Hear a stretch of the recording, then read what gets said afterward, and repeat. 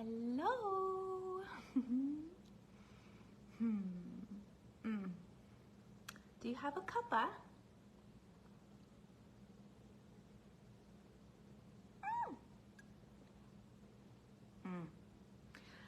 I do this.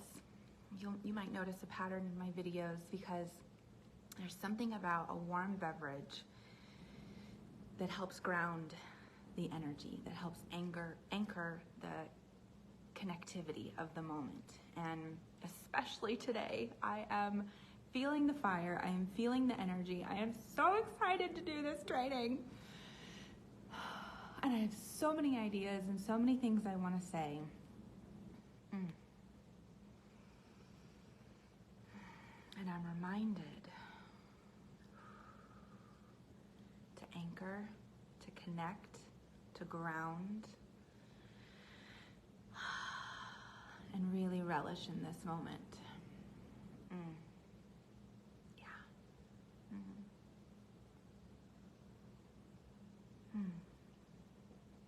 Okay. So,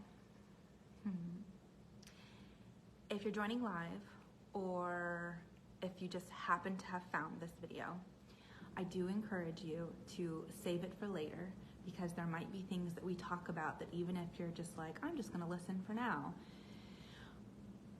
you could have some major light bulbs that you might want to come back to later on. So if you're not in a space where you have a notepad, a journal, something where you can take some notes, or even if you do, I still encourage you to save this for later, because I actually prepared with notes, like old school, because I want to really go into depth and detail in this, because this really changed everything for me in my first business, which was an asphalt business.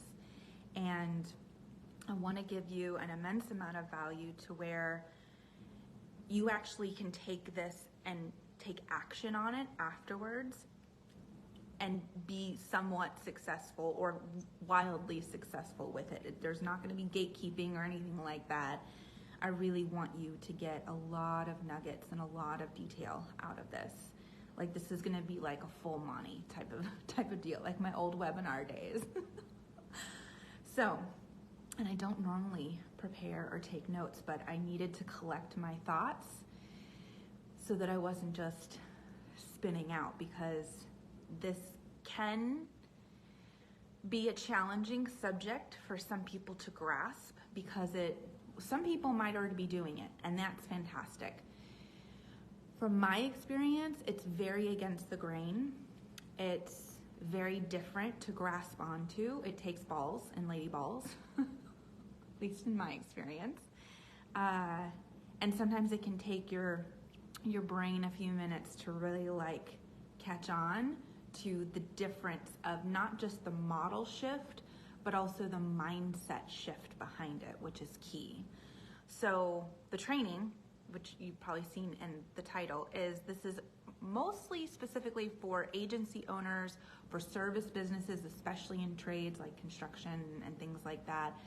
Anybody who does any kind of a service business, who like writes proposals, does custom jobs, things like that. And if you are currently still charging per square foot, per hour, or per job, like in terms of like a flat, all of our websites are this rate, or all of our jobs are, this flat rate, blah, blah, blah, blah. This one is for you, because this shift is what took me in my asphalt business from the constant feast or famine cycle, just chasing our tails, really never making a solid enough profit to be able to get ahead in the business, to be able to reinvest in new equipment and actually scaling and growth. Like, no matter how busy we actually got, we weren't really doing very well.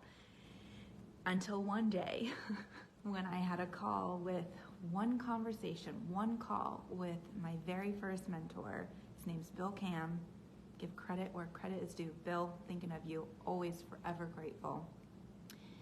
And he actually shared with me this model. Now, I took it and ran with it a little bit, but the premise, the foundation was what he shared, and I as scary as it was to step into, I felt it in my bones that it was right. And it really changed everything. It revolutionized our profitability and our cash flow to the point of barely breaking even, most of the time in the red, constantly chasing our tails, in feast or famine, to 6 months and more of actually having cash runway in the bank, to going from our equipment constantly breaking down and like we don't have more money to buy new equipment, to buying brand new sealers and dump trucks. And I mean, we're talking hundreds of thousands of dollars of equipment because we finally started to profit well. And if anybody's in construction, let alone in asphalt, you know there are not good margins, like not good margins. So it can be really difficult to reach that level. So I'm speaking from experience. This isn't just something that I just learned and I'm speaking hoopla and like a hypothesis. Like I put this to the test for, and I think I learned it like maybe a year, no, probably 2 or 3 years in, and then put it to the test for a solid 3 to 4 years and perfected it and optimized it. And that's how I built my first 7-figure company, going from 60K a year to 7 figures. So even if this doesn't necessarily feel right for you, this might feel right for somebody else. I encourage you that if you find some value or you feel like somebody you know who has this type of business could benefit from this type of a training, feel free to share it. Because the biggest thing that I'll say is this isn't for sure for everyone.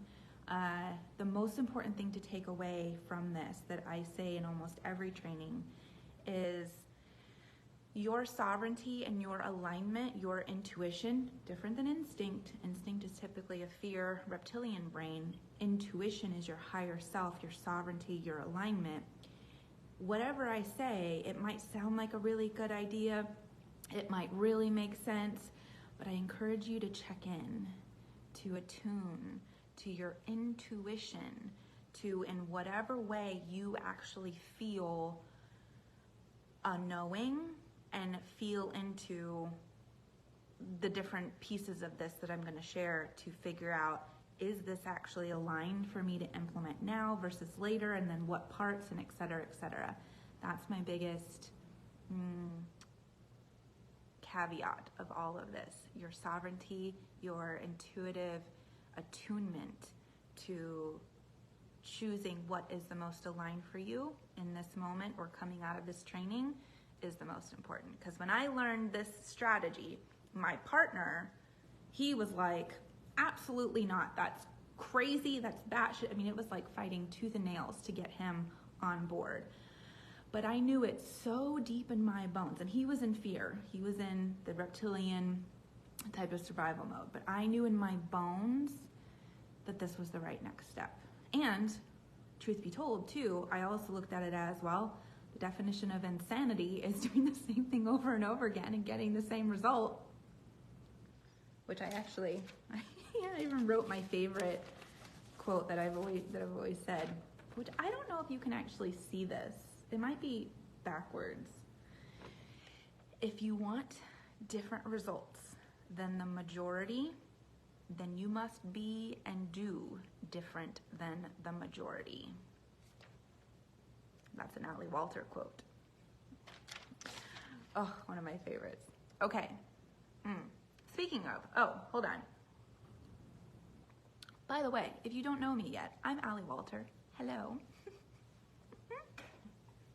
Quick rundown on my background so you have a little bit of context if you have no idea who I am and you're just finding me from the dark corners of the interwebs. My career really started when I was in, well, there's more I can tell you, but when I was in college, I was getting my degree in advertising and I met a guy who had a failing asphalt company. And because I knew marketing and branding, I was like, I can do that for you. And within 3 short months, I ended up taking over basically the entire operations, the entire marketing of the company. He really focused on, obviously, the service. I did my fair share for the first 2 to 3 years, laying asphalt, sealing parking lots, striping. I mean, full on face melting chemical peels after every job. Yeah, so I really was in the thick of it. But I went from, in 3 generations, his company had never, his business, it was third generation asphalt business, they had never made more than 60 grand a year. That was it, that was their cap. And within six-ish years, we were a thriving 7-figure machine. And I overhauled every area of the company, from obviously marketing and branding to fulfillment to team and systems and all of the good things. And that's actually what led me to my career of being a consultant, a business advisor, and more specifically now, really a leadership mentor. I've done everything from coaching and consulting with food trucks and caterers, to e-commerce, to working with brands and retail media like Google and Disney. I've done so many incredible things and worked in so many different behind the scenes in companies, sometimes even doing fractional work and things like that. And now what I know more than ever to be true is the art and science of business are also are based in being able to leverage, to attune, and to master the energetics plus the strategy of business. And so that's where my caveat in the beginning comes into play when I say your sovereignty, your energetic, your attunement to your intuition is the most important, because you can have some of the best strategies in the world and a lot of people implement them and they do them really well, but they actually flop.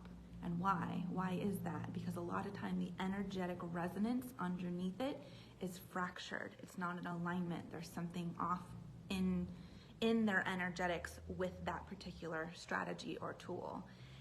And so that's what I do now. I went from asphalt to now mostly coaching, consulting, fractional work, helping businesses get out of the feast or famine, get out of the chaos, get out of the soul-sucking sacrifice and into flow, into thriving, into profitability by working not only smarter and not harder, but more specifically changing the way that they actually relate to themselves, and then therefore changing the way they relate to their businesses, their teams, and then make better decisions from there. So that's a bit of who I am, where I come from, some of my beliefs, and what I'm doing now. So let's dive in. I'm gonna look at my notes to make sure. Okay, so I talked a lot about what I was experiencing in my company of the feast or famine. We were fairly busy. Like, this isn't for, somebody who can barely get one job a month type of deal. Like, we were fairly busy. I would say like maybe 50-60% capacity. But we, again, we're constantly chasing our tails of not really ever making a profit, and then therefore being able to really grow, scale, breathe, invest back in the business, that type of deal. And you might be experiencing something similar to where it's like there's 3 big mistakes that I see people really making when it comes to their business model and this type of a structure. Mistake number 1 is they think that it's always about a numbers game of, oh, we just need more clients, we just need more jobs, we just need more and more and more. I'm going to show you the actual data in this training of why that doesn't work, and you'll see like, oh, that's why we are barely breaking even, or if not that. That's the biggest mistake, because in my experience, even when we started to get busier and we hadn't implemented this model shift yet, things didn't change. We were just chasing our tails. So that's a big mistake. Mistake number 2 is really operating in the company still like a technician. I don't know if you've ever heard of, now I'm gonna brain fart the name of that book, but there's a book about it where he talks about the different types of mindsets of like, true, are you a technician? Are you thinking like a tradesman? Are you thinking like the tactical doer? Or are you thinking like a true CEO and an entrepreneur? And most people, because they're so focused on the service, on the fulfillment, on the doing of the thing, they're stuck in that mindset and that energy and in that frame of being that technician, that doer, that tactical tradesman, whatever. Even in, leadership and decently sized trades companies, versus even if, let's say, you're in middle management, really thinking like an owner, like a 30,000 foot view CEO, and putting that hat on and assessing the landscape of the company and decisions and model shifts. Mistake number 3, and this is for all businesses, always playing defense.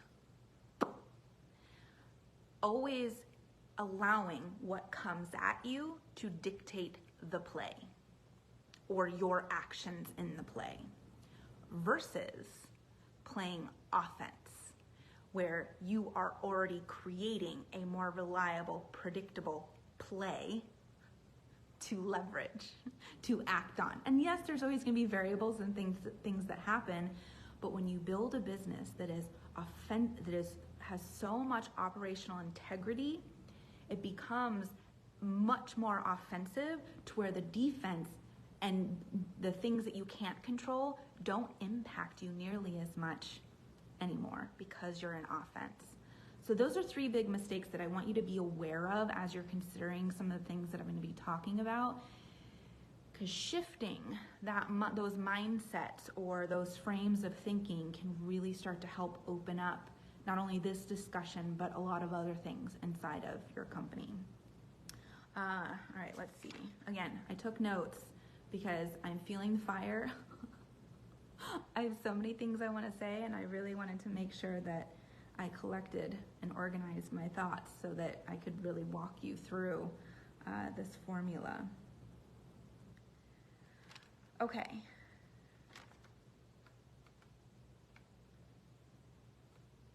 So here's a couple things that I actually want to preface for you to expect out of a business model shift like this, so that you can start to understand and see and maybe identify in your current model, oh, we actually don't have those things. Or maybe you're like, I already know that I want those things. I mean, some of the basics are, you want more reliability in your business, you want more predictability, you want more consistency, that type of deal. Well, from my experience, an up level to that is you also want a way for your team to be able to bid jobs or send proposals to jobs, to price jobs or accept clients, if let's say you have flat rates, to accept clients in a way where you actually know with 99%, because there's always like a 0.1 whatever percent of variables you can't control, with a 99% certainty that you're not only going to minimum break even on those jobs so long as they use the data and the formula you give them, or you're actually going to profit. It's no longer, again, about, oh yes, just take on this client and the numbers and the volume game, but it's really about having a system with data that can consistently be audited, to where any team member at any time can bid, can send proposals or accept new clients for flat specific rates based on this formula, versus that job always having to be the owner's job. And that's a lot of scalability issues that I see in these types of companies, is only the highest top levels are the ones that typically can say yes or no or prepare things like that, because of that level of unpredictability and lack of certainty and things like that. Did I just make up a new word? Unpredictability? That's a word, maybe.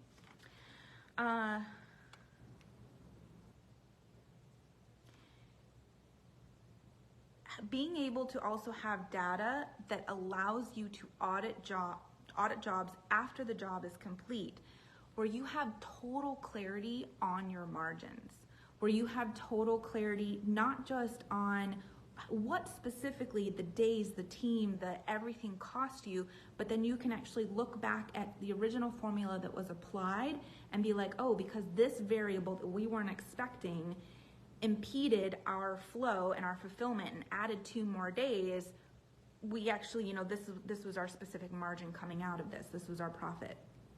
And then being able to leverage that tool and that data point and being, oh, is this something that could actually is more likely to happen across the board in the future? And do we need to add this into the model, into the formula to account for this as a contingency going forward?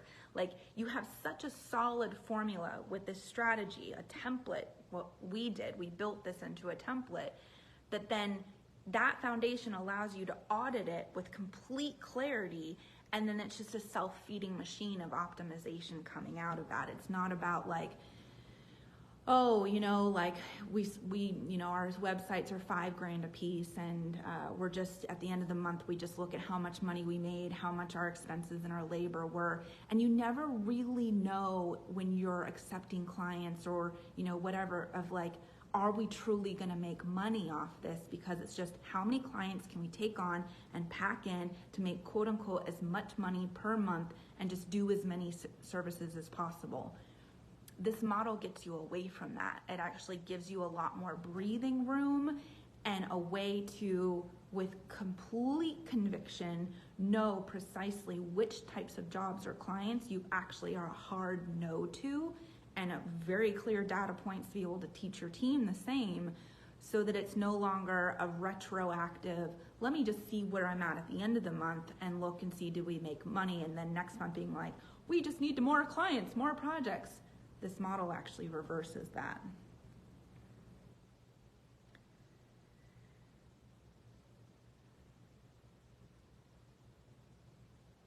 Okay, I covered all of the nuggets that I want you to consider and be assessing in your business before we actually get into the meat of what this model or this formula is. All right, I'm gonna do math. So stay with me. I'm gonna give you the formula or the strategy, the model shift, by walking through first an example, then we'll go through a few more examples. And then I'll talk a little bit more about certain stories and experiences that I had with implementing this, with optimizing it, with assessing it, so that you can get a little bit more of that meat of variables to consider. And that's also really important. I would really encourage you to stay till the end of this training, or again, save the video and come back later, because there's a few key variables that absolutely will make or break this strategy anywhere in any company, that if you don't really assess those at the same time of implementing this, it's gonna be a pretty big failure. And I wanna help you prevent that, because I kind of stumbled upon this being successful because I was already working on those other variables, or had already mastered those in the business. And also, secondary note is, I'm probably at a certain point going to do a more advanced training on this, where you actually have slides and can walk through the math with me. So if that interests you, comment advanced trainings or more trainings, and I'll make sure to like keep a log or send you some stuff in the future. But I felt the fire, and I know how impactful this can be, and I wanted to ride the energy I was feeling, and just done is better than perfect, right? Be able to deliver this now versus screwing around with a deck for the next week. So, cheers. Are you ready to dive into the math? Let's do math. Let's do math together. Okay. All right.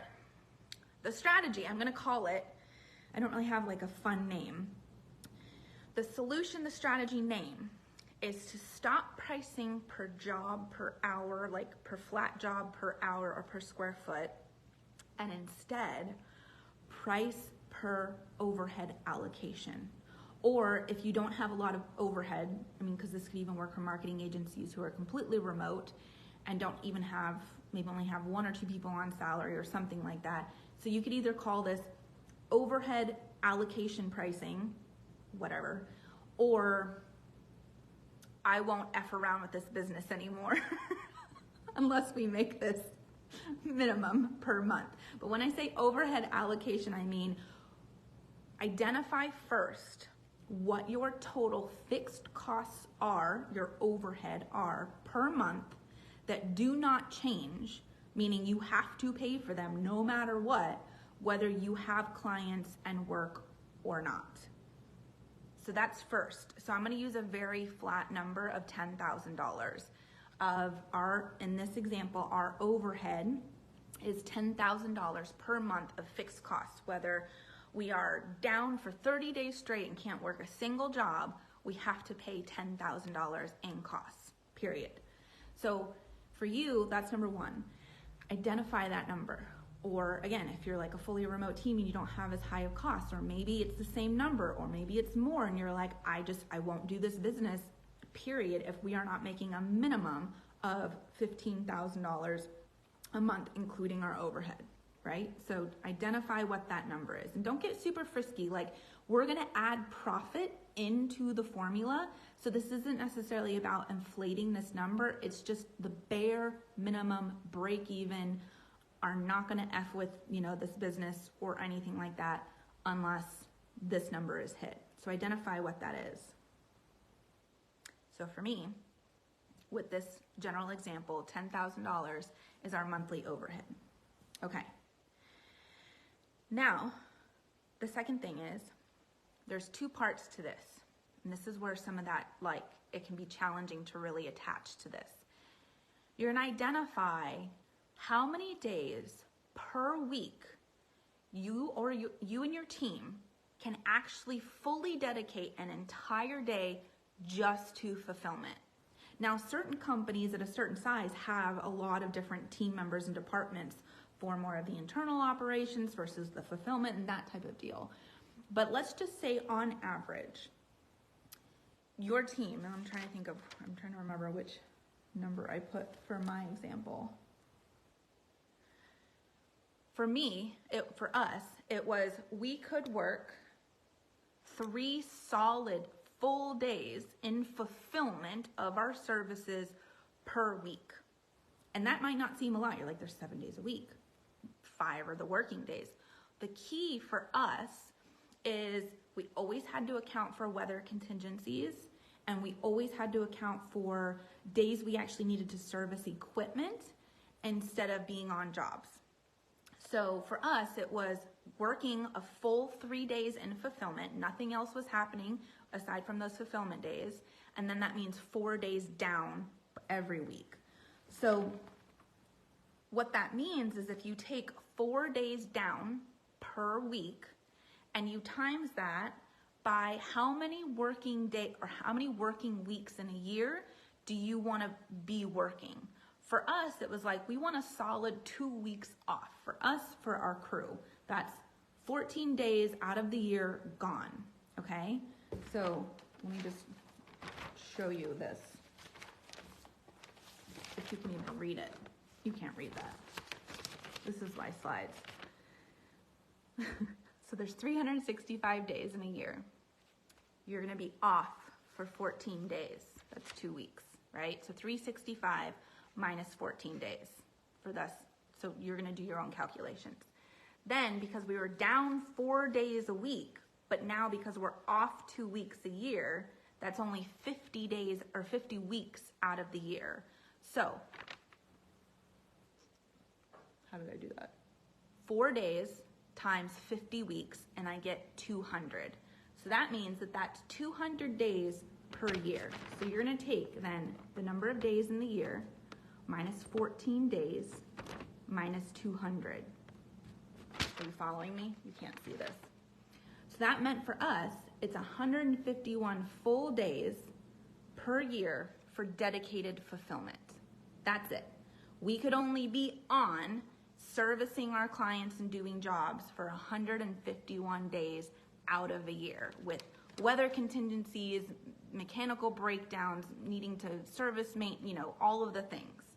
So that's what I want you to do in now. I want you to work through that activity of how many weeks or even days per year do you want to be completely off of actual vacation time? And take that, and then how many days per week can you and your team actually be in fulfillment per week? And then deduct that from 7 days of if we can only be in fulfillment for 4 days a week, 7 days a week minus 4 days is 3 days a year or 3 days a week. And then what is, if you're off 2 weeks a year, 3 days a week times 50 weeks a year. I hope you're following me on that. It can be really simple, but as I'm trying to like verbally describe it and not have slides to walk you through, it can be a bit of a mind F. So I hope you're following me on that. Okay, so let's keep going. You can always pause this if you need to. So we have 151 full days in fulfillment per year. Well, now we need to understand, what does that mean per month? Because again, we're reverse engineering this. So 151 days divided by 12 months out of the year. I had to round up, but that's 13 days per month where we could be in dedicated fulfillment. That's it. Only 13 days a month. And when you really think about this, I want you to take a step back. If I have $10,000 of overhead per month, that is my fixed costs. Most people go, oh, $10,000 divided by 30 days in a month, I need to be making $333 a day. Well, when you think about your days off, sick days, or like especially in trades companies, weather issues, federal holidays, you physically can't be working that much. So it's not about, oh, if I only hit 333 bucks a day, then I'll hit my overhead. No, this is why you have to actually calculate your per year and then deduce down to your per month days of active fulfillment. Because 13 days in a month is a lot different than 30 days. And that's what actually skews pricing jobs. And that's what we found. So keep going with me. So if I have $10,000 per month, you cannot read this. If I have $10,000 per month of overhead, and now I divide that by my 13 active days of fulfillment, that equals $770 per fulfillment day of overhead allocation. And here's what overhead allocation means. It means if you leave your shop driveway or say yes to a client proposal for a website or whatever your service is, and it takes one full day of fulfillment for you and your team, that job needs to be making you a minimum of $770 just to break even on your overhead. That doesn't include materials, fuel, extra contract labor, profit. It doesn't include any of that. But this is how you start to build out, and I had a whole template, a whole system for this, so this can be done very easily in software. But this is how you start to build a model where you know per job that you are absolutely going to not only cover your overhead, but now you know precisely how much profit you're going to make on top of covering your overhead and any materials. And for us, when we looked at, 13 days per month, well, sometimes that meant we could only do 1 or 2 jobs a month. Because, I mean, when we get into like higher scale jobs that take longer days, and that really helped calm, honestly, like even the whole feast or famine, like we need more type of reactionary must sell type of energy. Because when we saw the data and we started pricing jobs that way and got the jobs because of some really specific variables, which I'll talk about shortly, it helped us be like, oh my God, we're gonna be not only good, break even, but more than good. And we very quickly started to see our savings going up, which meant we could reinvest into our machinery and upgrade and do maintenance and do all of the things. It also meant for us at a certain point, now in the beginning of this, of implementing this, all of our guys were still on just per hour labor. So we would actually like price a job. I would do, okay, let's say if a job's gonna take 5 days to do, I would add 1 day of contingency. So $770 times 6 days. Then I would add material, fuel, labor, plus profit. So for us, we had to do it starting that way. At a certain point though, we got to a point of, I was like, I don't want our guys to be questioning if they can feed their families every week because we can't control Florida weather. So I actually implemented salaries for our core crew and added that into our overhead. So that meant our overhead allocation increased, right? But that way, we always knew that our guys would always get some type of a base pay every single week, which if we couldn't work on jobs, hey, they can still come to the shop and help work on equipment. And jobs from prior weeks or months were still paying for that labor to have been done. It wasn't like, oh, this is a red day, we're losing money, because we implemented this model. I really hope you're following the math, because I'm like, you can't read this, but is this starting to make sense? I'm hoping so. Okay, let's walk through a few other examples, and I'll show you what I mean when for some of our jobs, I'll do like a construction job as an example, and then I'll do a marketing agency job to try to really have this land, which I don't know what my phone juice is at. I think my phone juice is okay. Hold on, where is that? Okay, so stay with me. Again, this is a tangible thing I want to walk you through, because when we were implementing this model, we would still assess, are we still competitive in our pricing? And even if we weren't, because we trusted this data, and especially after we saw it working, it didn't matter anymore if we were competitive in our pricing, because we had a lot of other things going for us that didn't matter. We didn't get jobs based on our prices. We got jobs based on our proposals, or our proposal experience and our system in that. And we also got jobs based off of our reputation and our tenacious devotion to our quality. So when I say that we were sometimes $2,000, $3,000, $4,000, $5,000 more than competitors in a very saturated market, and we had wait lists of 6 to 8 months, this can work. Price does not dictate whether or not somebody is actually going to sign the dotted line. A lot of other things do. Okay, so let's walk through this example. So for us, let's just say in construction, a job is 90,000 square feet, meaning we have to, let's say, seal coat, cover a parking lot that's 90,000 square feet. The going price per square foot back in the day, which probably is still pretty close to that, honestly, was 8 cents a square foot. You always bid 6 to 10 cents a square foot, with the average being 8 cents. That's what everybody did. This is how the way it's always been done. So if we take 90,000 square feet and we're just like, okay, 8 cents a square foot is $7,200. We used to price that way. Here's your proposal, ma'am, $7,200 for the job.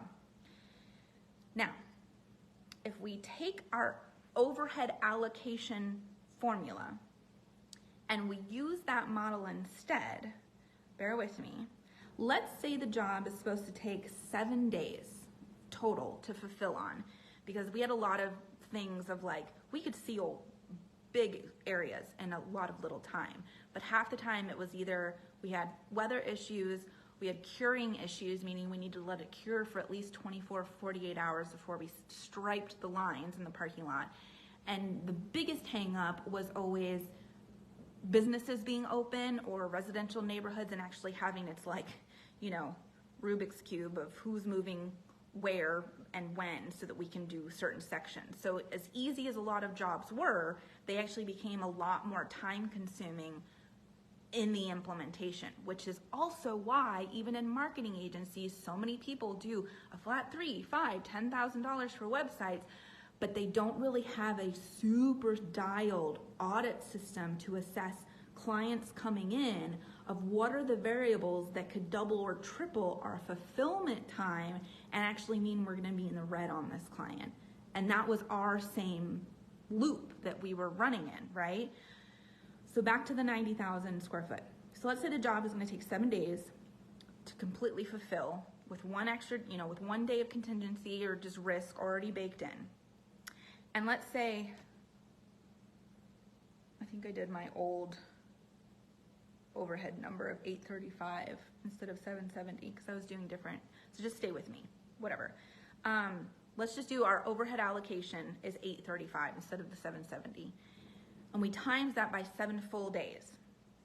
That's 5,390, maybe I did adjust it, of overhead allocation. Okay, so this is just what it's gonna cost us to leave our shop, just leave for 7 days straight and not be able to do any other jobs.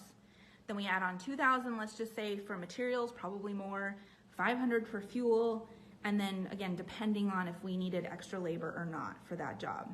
So that total, again, I don't know if I actually did my 770 or 835, is somewhere around 7890 for that job, which is already more than 7,200 if we were to just bid it at 8 cents a square foot.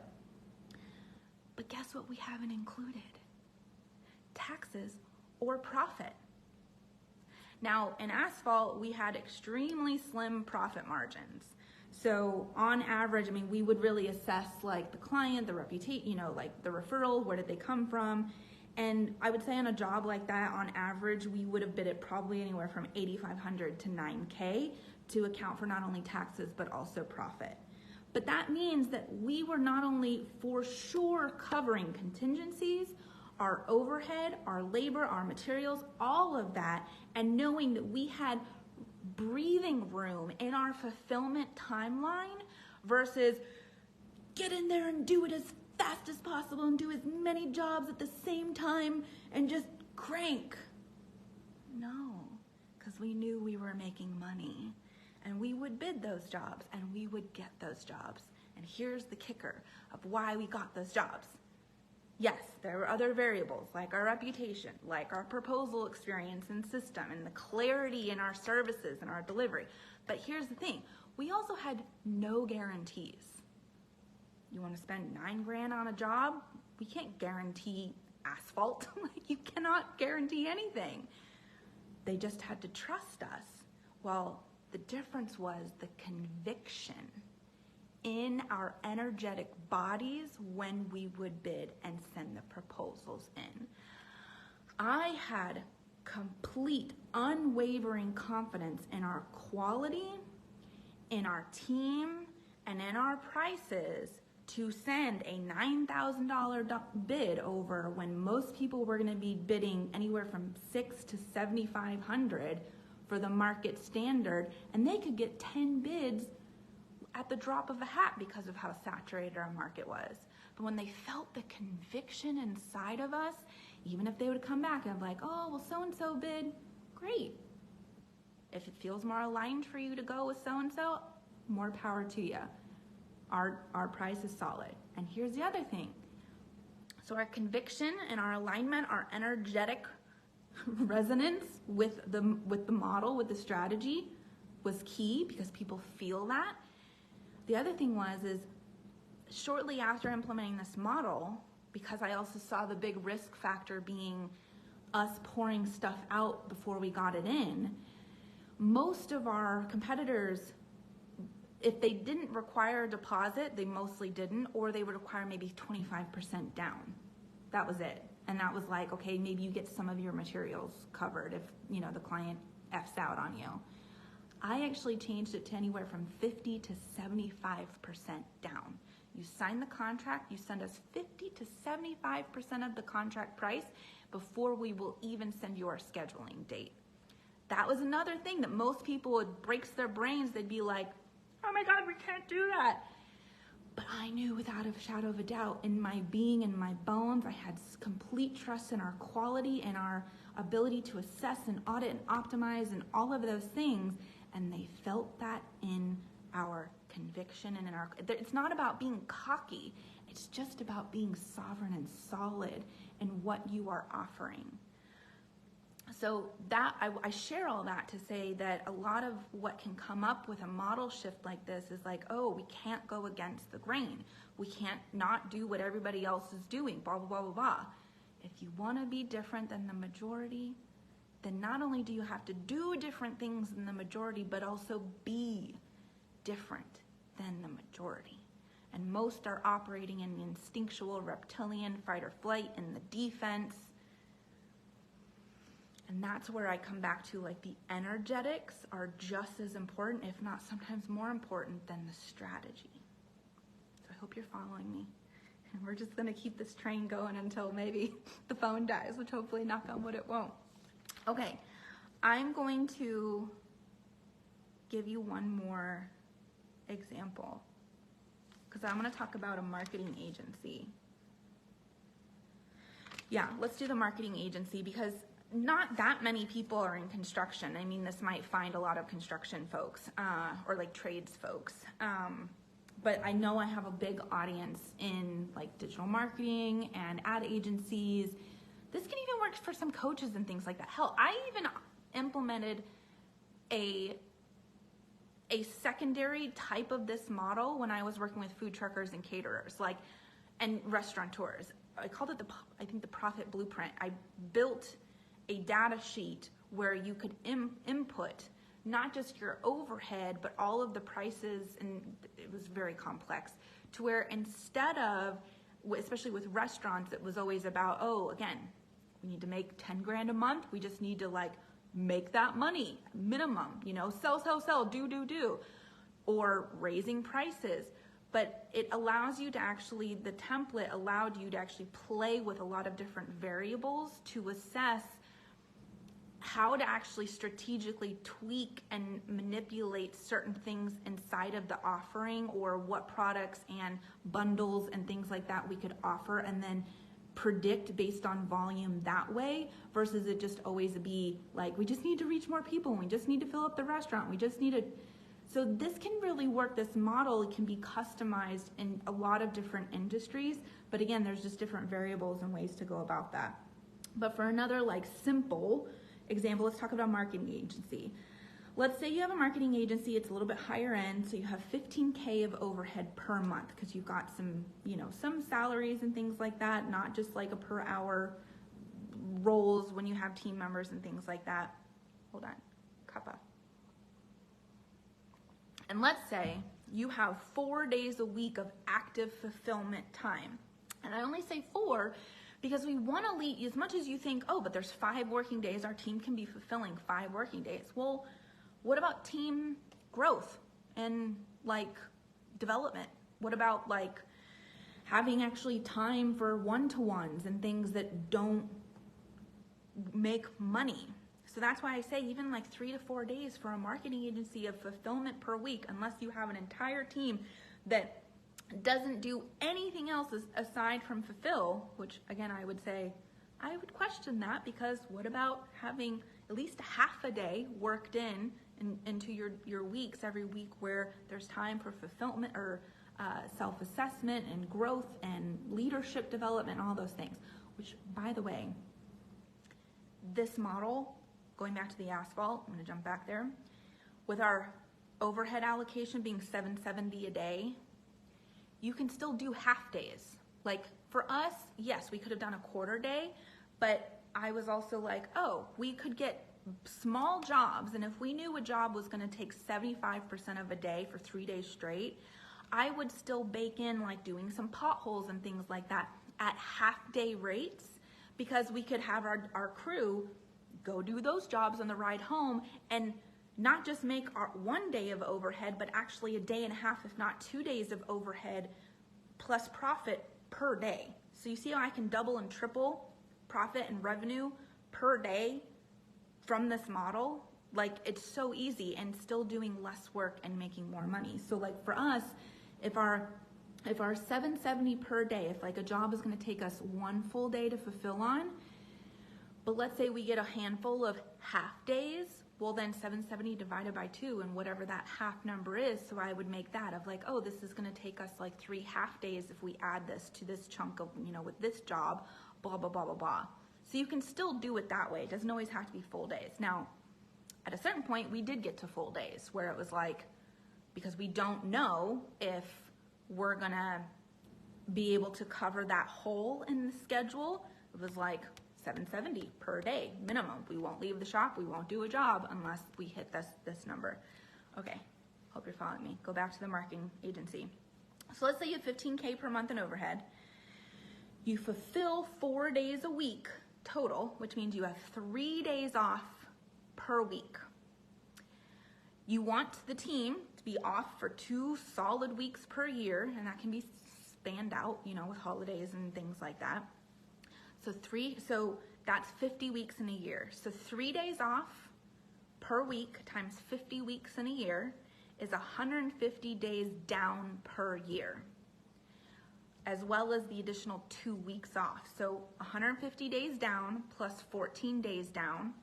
So whatever that is, 164. So 365 minus 150 minus 14 equals 201 full working days per year. Okay? Now make that per month. So 201 fulfilling days per year divided by 12 months is 16.75. So we'll round up to 17 working fulfillment days, full days per month. 17, much different than 30. Now let's take $15,000 of overhead divided by 17 days per month. That's 883 similar days of overhead allocation, right? So keep going with me. So if a custom website project is going to, let's just say you normally have flat rates of, you know, $7K or whatever of doing website projects. And if you get a custom one in, and let's say it's going to take your team a total of 3 weeks of 4 days per week of dedicated fulfillment. Now that can be, you know, maybe it's a month, maybe it's 6 weeks, but because there's a lot of half days baked in there. But if we're going to take it as a full working fulfillment days, that's 3 weeks of 4 days per week of nothing else can happen because the team is completely dedicated to this project. So that's 12 days of overhead that needs to be allocated, right? So what's 12 days times your 883 of overhead allocation per day? That's $10,596. That's no profit, that's no taxes, that's no extra costs if you cover any other tech or anything like that. So at a bare minimum, that particular client site you should be bidding it or doing the proposal for at least, I would say, $11K, if not more like $12,000, $13,000, $15,000 to cover any extra expenses, taxes, plus profit, while also making sure your overhead is cleared, right? But normally, let's say your flat rate is, we do $10,000 sites, and that's like your positioning. Do you see where it gets crunchy? Where it's like some jobs you make money on and some jobs you don't, so it's constantly like stealing from Paul to pay Piper or whatever that phrase is. And this is why it shifts you from defense or thinking, oh, we just need to hit this number per month to act, because here's the thing. Let's say that job actually turns into, let's say we're just gonna say it's 3 weeks, like one and done, 3 weeks. You don't work on anything else.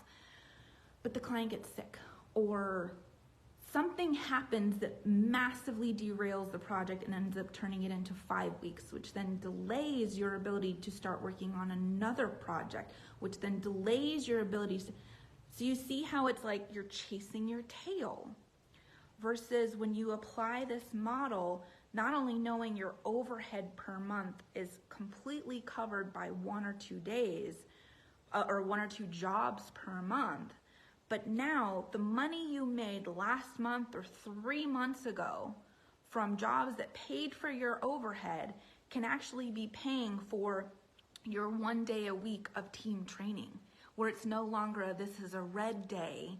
This is actually, we've already made the overhead. We've already paid for this team's salary or hourly wages from jobs we did before because of this model.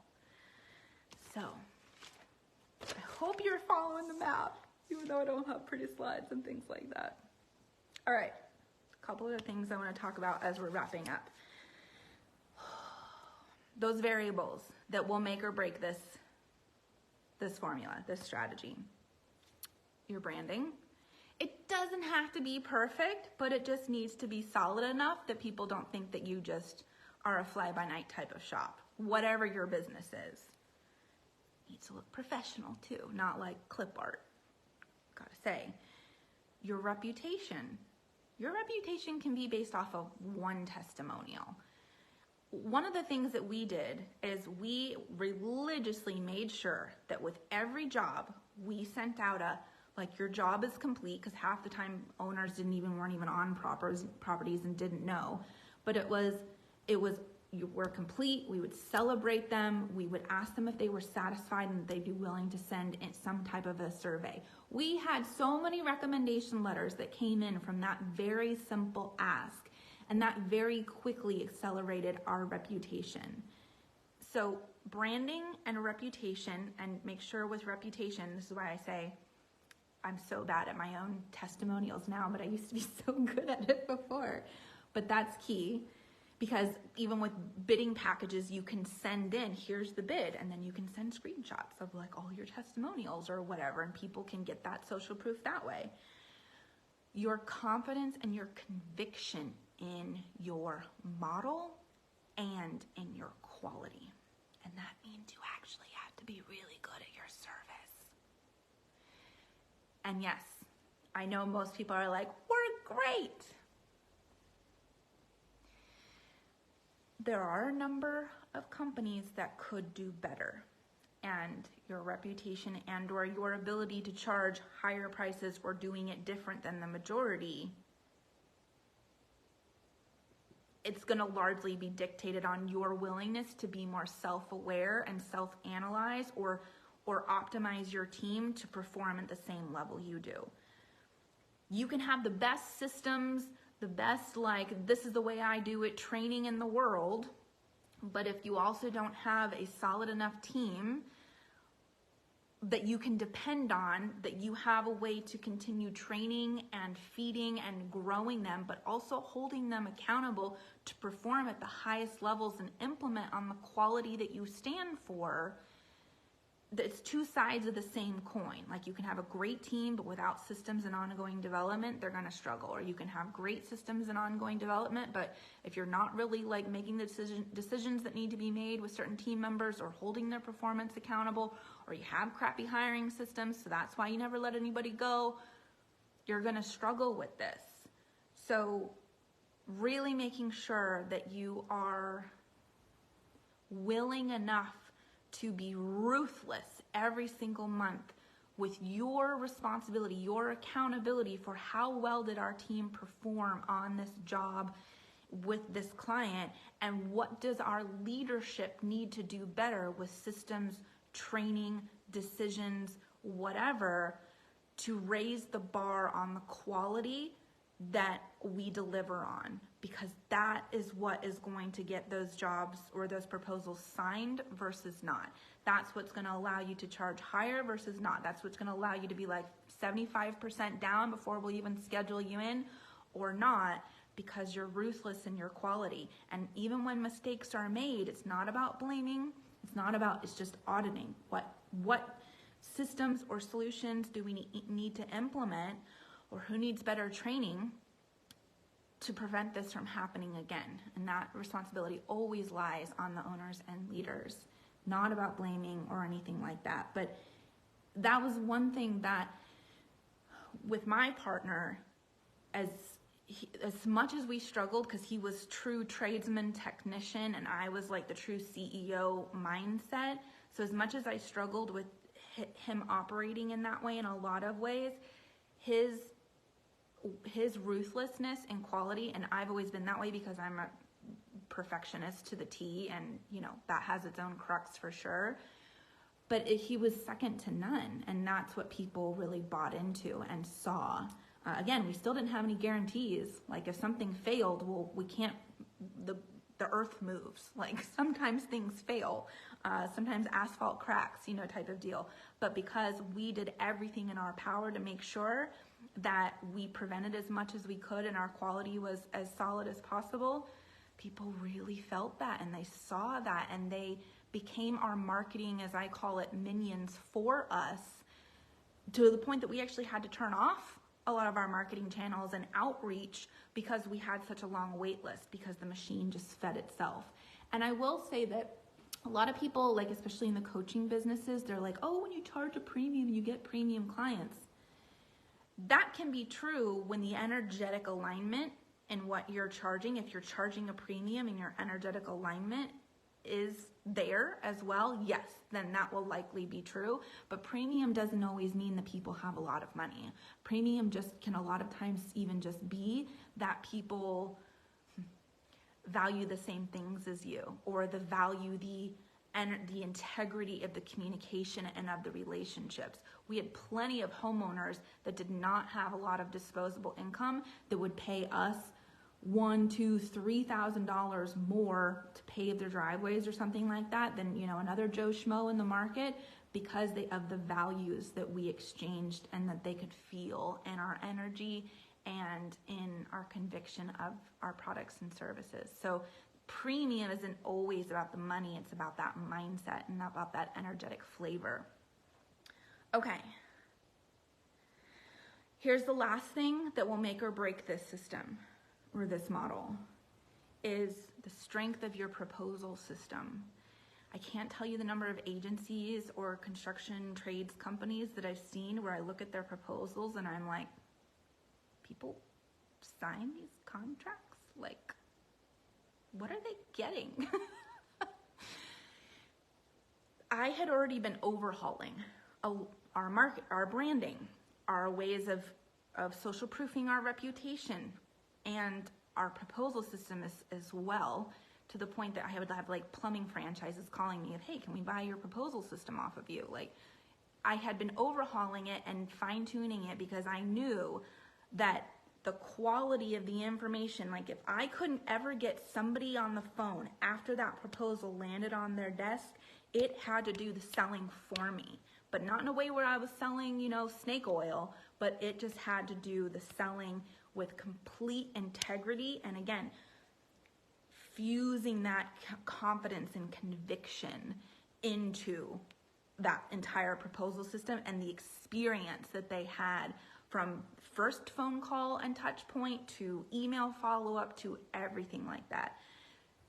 A few years ago, I was working with a client as her fractional COO, and she was a high-end hair and makeup salon and did like mobile weddings, or, you know, had a mobile team to do high-end weddings out in Napa and Sonoma County in California.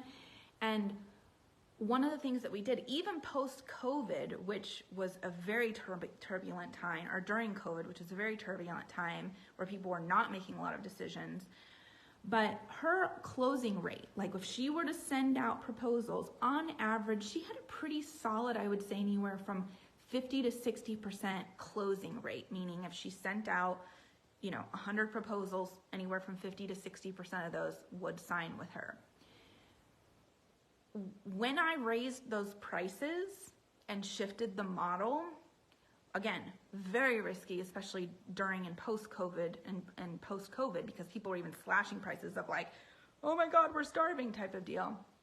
But even though I increased prices and fairly significantly, I dialed in the proposal and the experience so much that even if people said no, they came out of our proposal process feeling like they had gotten so much value and actually were more clear on the team that they wanted to hire and had more answers about their wedding, that they would still recommend us to friends. But we came out of that, and for a solid 2 straight years, that was about the time that I had left, but so that's when the data for me stopped, for 2 solid straight years, 80 to 90% closing rates on those proposals. So we didn't need more leads, did not need more leads, but we made a lot more money, not only because we increased our closing rates, but we also increased the prices. So I know without a shadow of a doubt, I would not have been able to increase those prices had I not added more value and a more positive experience and more clarity and education in our proposal system, so that the minute they opened that email, if I couldn't ever get in touch with them ever again, we had a fighting chance, and we left a mark in their mind and in their heart. So that's what I'll say. Those are the biggest variables that will make or break a model shift like this. Let's see, is there anything else I want to cover?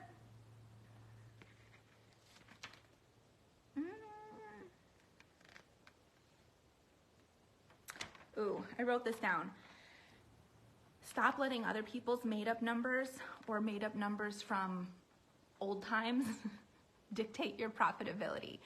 Just because it's always been done that way doesn't mean it should always be done that way. Hashtag status quo breakers or whatever that is. Oh, that is one of my pet peeves. It's one of my pet peeves. Okay. I think I covered it all. Maybe, hold on. Ooh. Yeah. Ooh, one more little bonus. Our contracts also, our proposals, which turned into, if you signed it, then it became the contract, which that also helped the proposal system. I'll say that they already could look at the contract.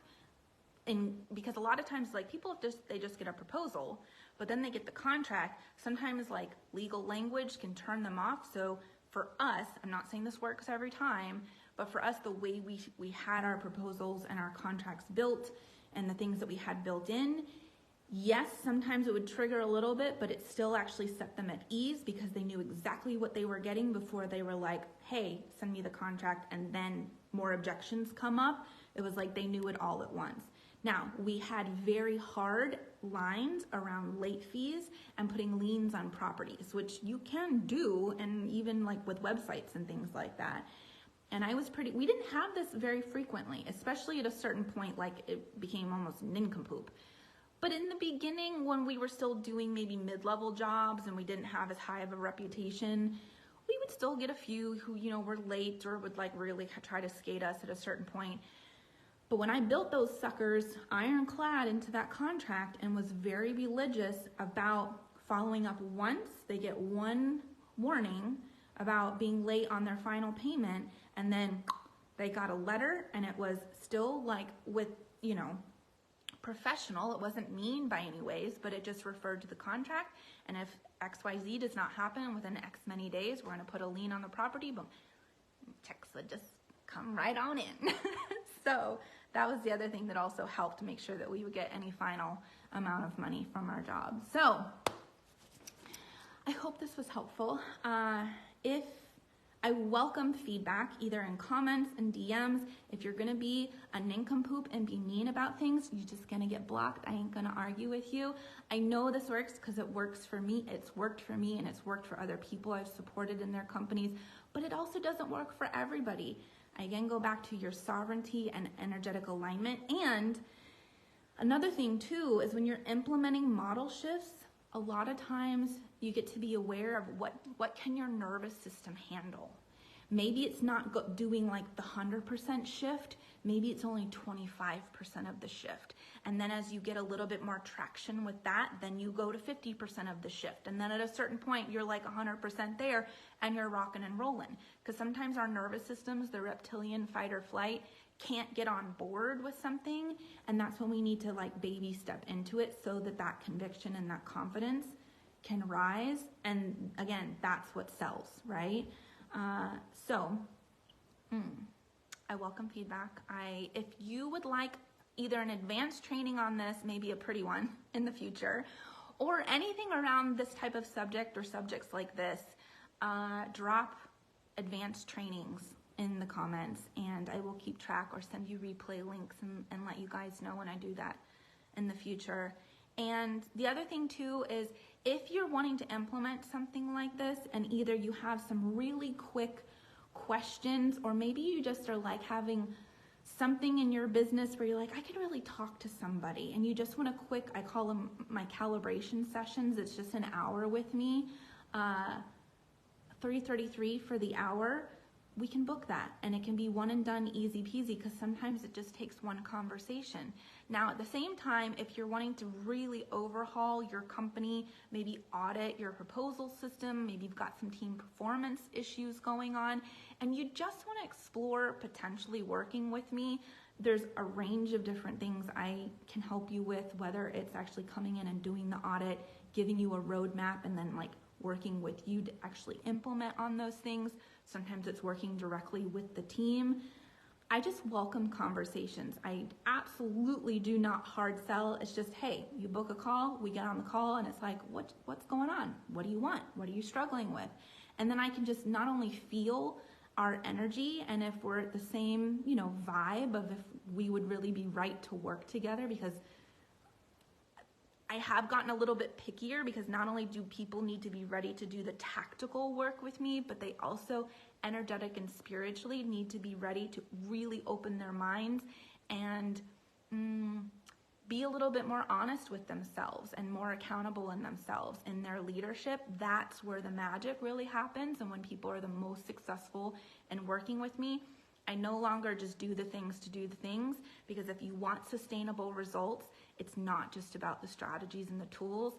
It's about how you relate to yourself and therefore your business, and then can implement on those strategies and tools and guide your team and grow your team because of the embodiment that you, or because of what you are embodying as a leader. Those are the people that get the most success and that I only want to work with at this point. But I just welcome calls. Like, let's just connect. And even if that means we don't end up working together, great. We now know we each know another human being, a magical human being, and maybe we can help each other in the future. Maybe there's something that I can tap my network for in the future or now to help you. So just know that there's never going to be hard calls.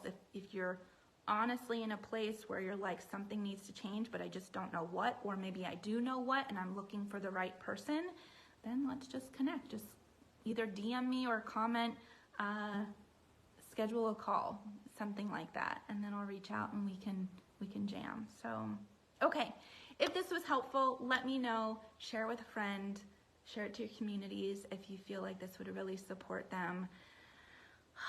I love this stuff so much.